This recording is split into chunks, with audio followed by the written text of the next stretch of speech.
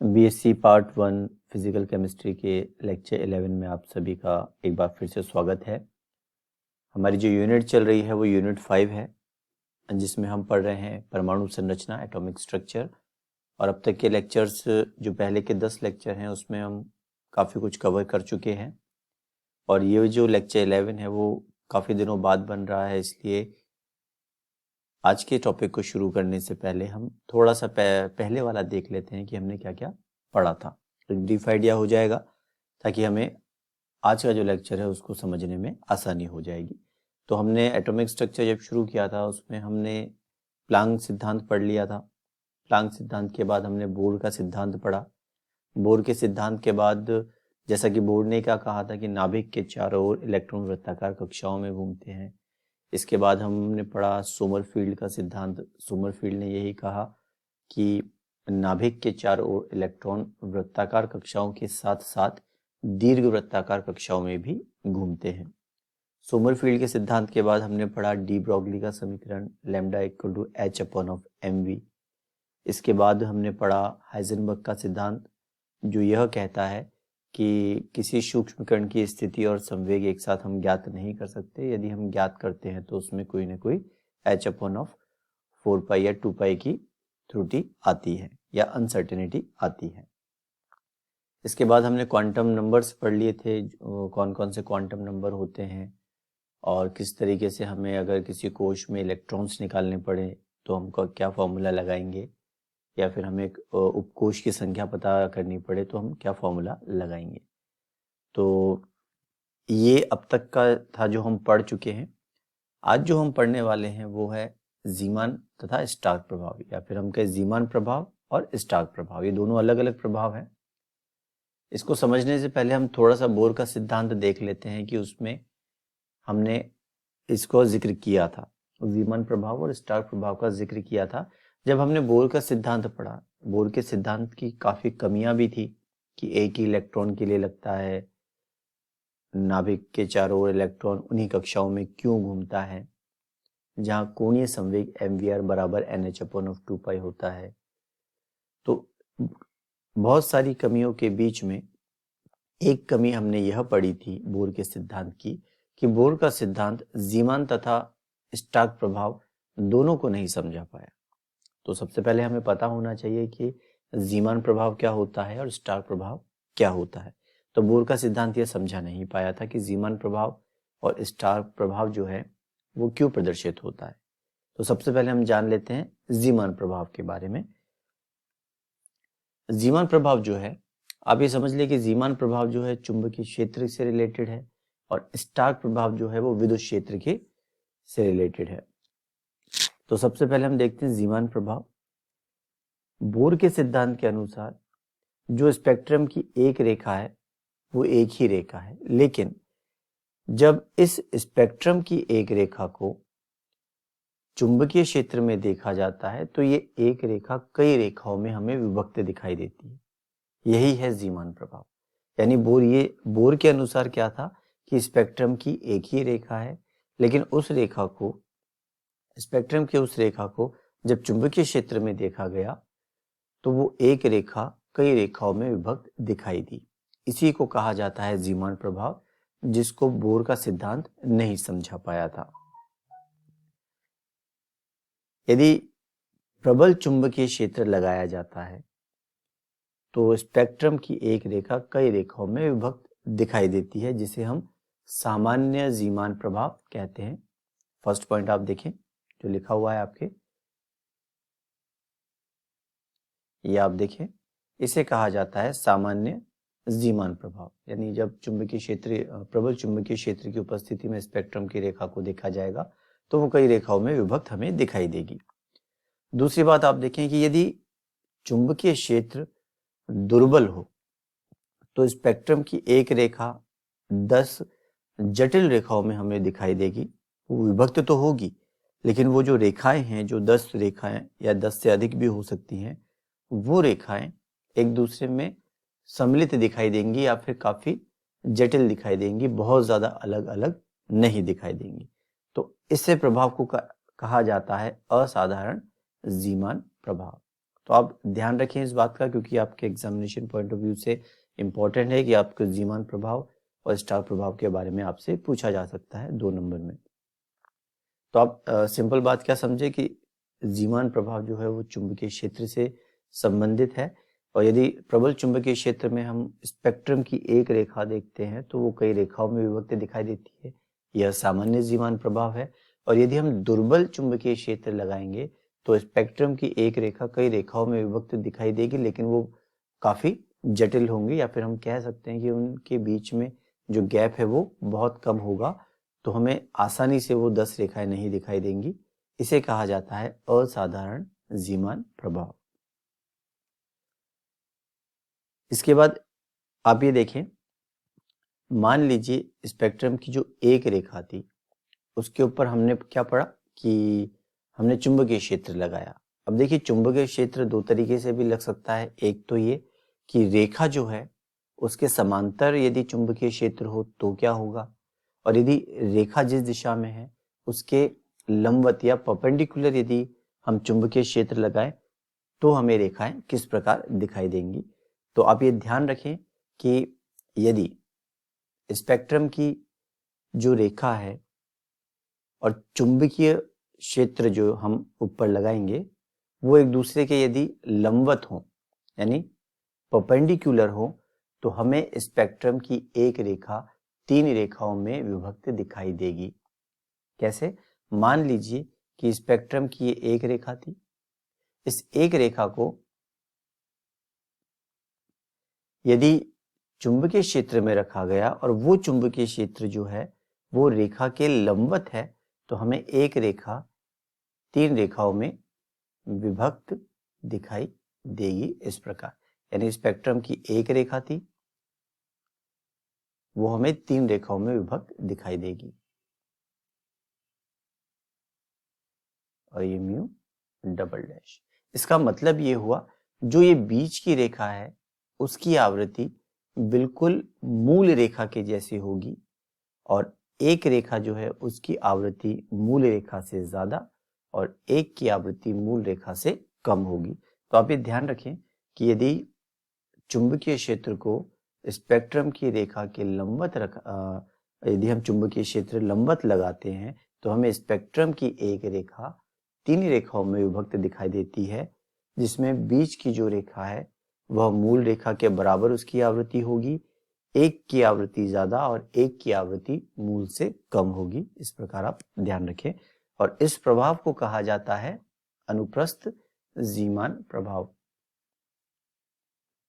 इसके बाद आप देखिए चौथा पॉइंट, यदि आप ये देखें कि चुंबकीय क्षेत्र को यदि रेखा के लंबवत की जगह हम समांतर लगाएं, यानी चुंबकीय क्षेत्र और स्पेक्ट्रम की एक रेखा दोनों एक दूसरे के समांतर हो, तो हमें स्पेक्ट्रम की एक रेखा 2 रेखाओं में विभक्त दिखाई देगी। उदाहरण के तौर पे आप देख लें कि मान लीजिए अगर ये स्पेक्ट्रम की रेखा है और इस पे लगने वाला चुंबकीय क्षेत्र जो है वो इसके समांतर है, तो आप देखें हमें 3 के बजाय केवल 2 ही स्पेक्ट्रमी रेखा दिखाई देगी।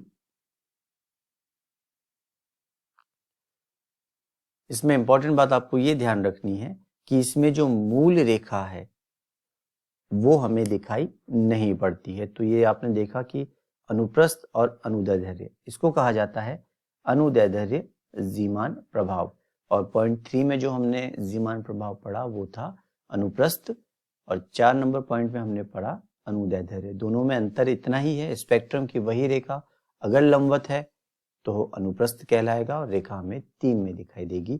यदि स्पेक्ट्रमी रेखा के समांतर लगा चुंबकीय क्षेत्र लगता है तो हमें स्पेक्ट्रम की एक रेखा 2 रेखाओं में ही विभक्त दिखाई देगी। तो अनुप्रस्थ में हमें 3 दिखाई देती, अनुदैर्ध्य में हमें 2 दिखाई देगी। तो अनुदैर्ध्य में आपको ये ध्यान रखना है कि जो मूल रेखा है वो उसमें अनुदैर्ध्य जीमान प्रभाव में दिखाई नहीं देती है। जिसकी आवृत्ति ज्यादा है एक तो वो दिखाई देगी, और एक जो रेखा होगी उसकी आवृत्ति उससे मूल से कम होगी, और मूल रेखा जो है वो चुंबकीय क्षेत्र में हमें दिखाई नहीं देगी। यानी अनुप्रस्थ में 3 रेखाएं एक की और अनुदैर्ध्य में एक की 2 रेखाएं। तो ये था आपका जीमान प्रभाव, इसको आप देख लें, समझ लें। इसके बाद हम देखते हैं नेक्स्ट स्टार्क प्रभाव। मैंने अभी आपको कहा जीमान प्रभाव चुंबकीय क्षेत्र से संबंधित है और स्टार्क प्रभाव जो है वो विद्युत क्षेत्र से संबंधित है। तो आप देखिए कि बोर की कमी, न तो वो जीमान प्रभाव को समझा पाया और न ही स्टार्क प्रभाव को। अब स्टार्क प्रभाव क्या है कि स्पेक्ट्रम की जो रेखा हमने अभी पढ़ा जिसको चुंबकीय क्षेत्र में देखा गया, अगर उसी स्पेक्ट्रम की एक रेखा को विद्युत क्षेत्र में देखा जाता है, विद्युत क्षेत्र लगा करके फिर देखा जाता है, तो भी स्पेक्ट्रम की एक रेखा हमें कई रेखाओं में विभक्त दिखाई देती है। इसे कहा जाता है स्टार्क प्रभाव। यानी जीमान प्रभाव और स्टार्क प्रभाव में केवल इतना अंतर है कि स्पेक्ट्रम की एक रेखा को जब चुंबकीय क्षेत्र में देखा जाता है तो जीमान प्रभाव, और जब उसी स्पेक्ट्रम की रेखा को विद्युत क्षेत्र में देखा जाता है तो वो कहलाता है स्टार्क प्रभाव। दोनों ही प्रभाव में हमें जो स्पेक्ट्रम की एक रेखा है वो कई रेखाओं में विभक्त दिखाई देती है। स्टार्क प्रभाव सामान्यतः 2 प्रकार का होगा। आप देखें, एक तो है यह रेखीय स्टार्क प्रभाव और दूसरा है चतुष्क स्टार्क प्रभाव। हम इसको पढ़ लेते हैं, इसमें डिफरेंस भी पता लग जाएगा, अंतर भी पता लग जाएगा। सबसे पहले हम पढ़ते हैं रेखीय स्टार्क प्रभाव। इसका सबसे पहला पॉइंट आप देखें कि इसे प्रथम कोटि स्टार्क प्रभाव कहा जाता है, और चतुष्क स्टार्क प्रभाव का देखिए इसे द्वितीय कोटि स्टार्क प्रभाव कहा जाता है। तो हो सकता है आपको इन दोनों में डिफरेंस पूछ लिया जाए आगे, और यदि डिफरेंस नहीं भी पूछे, अंतर नहीं भी पूछे, तो आप केवल स्टार्क प्रभाव में ये पूरा आप लिख सकते हैं। तो रेखीय स्टार्क प्रभाव को कहा जाता है प्रथम कोटि स्टार्क प्रभाव और चतुष्क स्टार्क प्रभाव को कहा जाता है द्वितीय कोटि स्टार्क प्रभाव। दूसरा पॉइंट इंपॉर्टेंट है कि रेखीय स्टार्क प्रभाव केवल एक इलेक्ट्रॉन वाले परमाणु में ही दिखाई देता है। यानी हाइड्रोजन में एक इलेक्ट्रॉन है, तो आप ध्यान रखें कि जिसमें सिंगल इलेक्ट्रॉन है, एक इलेक्ट्रॉन है, जिसमें केवल एक इलेक्ट्रॉन है, उसी में यह प्रभाव दिखाई देगा। जिसमें ज्यादा इलेक्ट्रॉन है वहां पर रेखीय स्टार्क प्रभाव दिखाई नहीं देगा।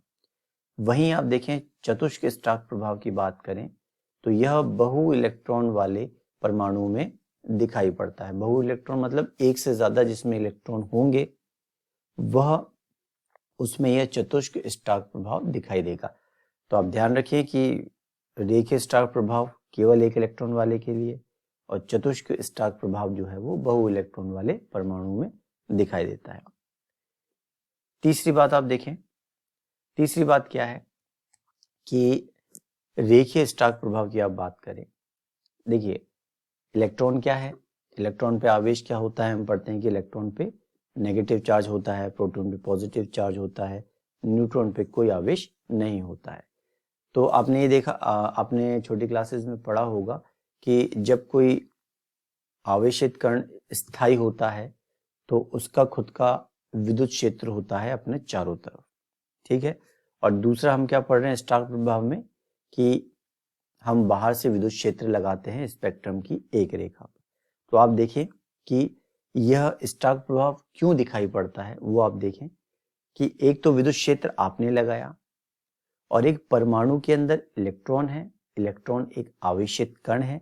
जब ये आवेशित कण जो है तो उसका खुद का एक विद्युत क्षेत्र होगा, क्योंकि वो आवेशित है तो उसका खुद का एक विद्युत क्षेत्र होगा। उसके विद्युत क्षेत्र की वजह से तो आप देखें कि इलेक्ट्रॉन का खुद का विद्युत क्षेत्र और बाहर से जो विद्युत क्षेत्र लगाया गया है, तो ये दोनों जब एक दूसरे से क्रिया करते हैं तो अभ्रष्ट ऊर्जा स्तर जो है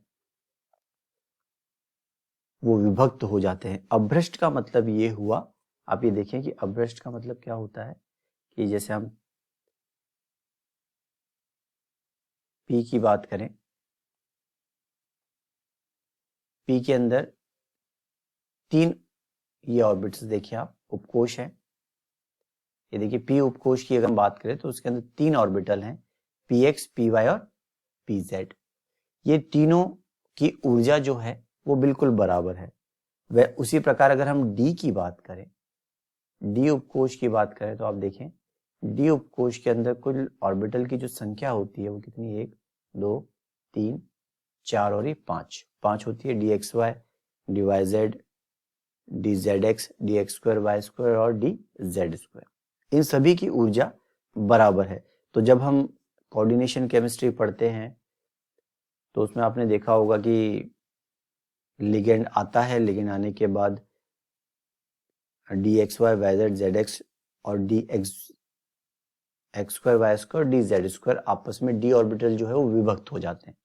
तो देखिए अभ्रष्ट ऊर्जा स्तर का मतलब ये हुआ कि सबकी ऊर्जा बराबर है, ठीक है।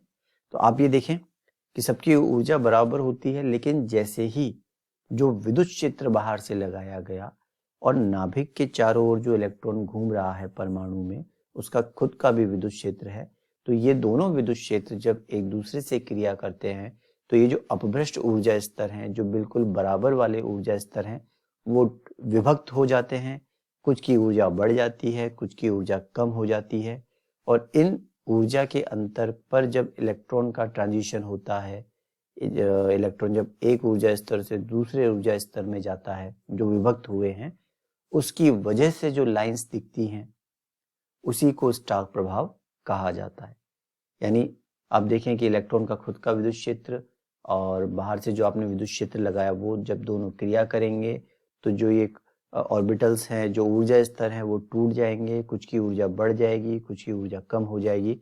तो जब इलेक्ट्रॉन जब उच्च ऊर्जा क्षेत्र से निम्न में या निम्न ऊर्जा क्षेत्र से फिर वापस उच्च ऊर्जा क्षेत्र में जाएगा, तो इसकी वजह से जो रेखाएं दिखाई देती हैं वही कारण होता है स्टार्क प्रभाव का, जो हमें एक स्पेक्ट्रम की रेखा कई रेखाओं में विभक्त दिखाई देती है, वो इसकी वजह से ही दिखाई देती है। तो आप ध्यान रखें कि अन्योन्य क्रिया की वजह से, दोनों विद्युत क्षेत्र की क्रिया की वजह से अभ्रष्ट ऊर्जा स्तर विभक्त हो जाते हैं, और इसके परिणाम स्वरूप उन संक्रमणों के संगत ही हमें जो रेखाएं प्राप्त होती हैं। उसी तरह से अगर हम चतुष्क स्टार्क प्रभाव की बात करें तो उसमें आप देखें कि असममित आवेश वितरण, आप देखें कि हमने रेखीय स्टार्क प्रभाव पढ़ा तो उसमें तो एक इलेक्ट्रॉन है, और चतुष्क स्टार्क प्रभाव में बहु इलेक्ट्रॉन वालों में ये प्रभाव दिखाई देता है। तो असममित आवेश वितरण की वजह से यह प्रभाव दिखाई पड़ता है। इसका मतलब क्या हुआ, आप देखें कि इलेक्ट्रॉन ज्यादा हैं, तो इलेक्ट्रॉन ज्यादा होने की वजह से एक तरफ इलेक्ट्रॉन ज्यादा हो जाते हैं और एक तरफ इलेक्ट्रॉन कम हो जाते हैं। असममित आवेश वितरण का मतलब यही है कि कहीं पे इलेक्ट्रॉन ज्यादा और कहीं पे इलेक्ट्रॉन कम।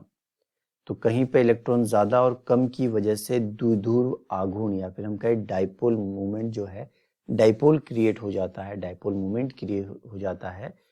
कहीं पर इलेक्ट्रॉन ज्यादा हो जाते हैं, कहीं पे इलेक्ट्रॉन कम होते हैं। तो जहां ज्यादा होगा वहां नेगेटिव चार्ज ज्यादा होगा, जहां कम है वहां पॉजिटिव हो जाएगा।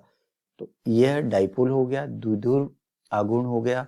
और इसके बाद ये जो द्विध्रुव आघूर्ण है और जो बाहर से विद्युत क्षेत्र जो लग रहा है, इसकी जब क्रिया होती है, आपस में क्रिया होती है, उसके फल स्वरूप जो प्रभाव हमें दिखाई देता है, जो हमें एक रेखा कई रेखाओं में विभक्त दिखाई देती है, उसको कहा जाता है चतुष्क स्टार्क प्रभाव। तो आप ध्यान रखें कि चतुष्क स्टार्क प्रभाव जो है वो असममित आवेश वितरण की वजह से होता है। कहीं इलेक्ट्रॉन ज्यादा, कहीं इलेक्ट्रॉन कम, तो ये द्विध्रुव बन गया। द्विध्रुव का जो विद्युत क्षेत्र है, जहाँ जो खुद के जहाँ इलेक्ट्रॉन ज्यादा है उसका जो विद्युत क्षेत्र होगा उसकी, और फिर जो बाहर से विद्युत क्षेत्र लगा उसकी जब अन्योन्य क्रिया होगी, आपस में क्रिया होगी, उसके फलस्वरूप हमें रेखाएं प्राप्त होंगी और ये चतुष्क स्टार्क प्रभाव दिखाई देता है। तो आप ये देखें कि हमने जीमान प्रभाव पढ़ लिया और इसके बाद हमने स्टार्क प्रभाव भी पढ़ लिया। तो परीक्षा में यदि आपसे पूछा जाए तो आप इसकी थ्योरी लिख सकते हैं और थोड़ा इसको एक्सप्लेन भी कर सकते हैं अपनी लैंग्वेज में। तो यदि आपकी कोई भी दिक्कत हो तो आप व्हाट्सएप ग्रुप में पूछ लें। और फाइनली लेक्चर देखने के लिए थैंक यू, और चैनल को लाइक एंड सब्सक्राइब करें।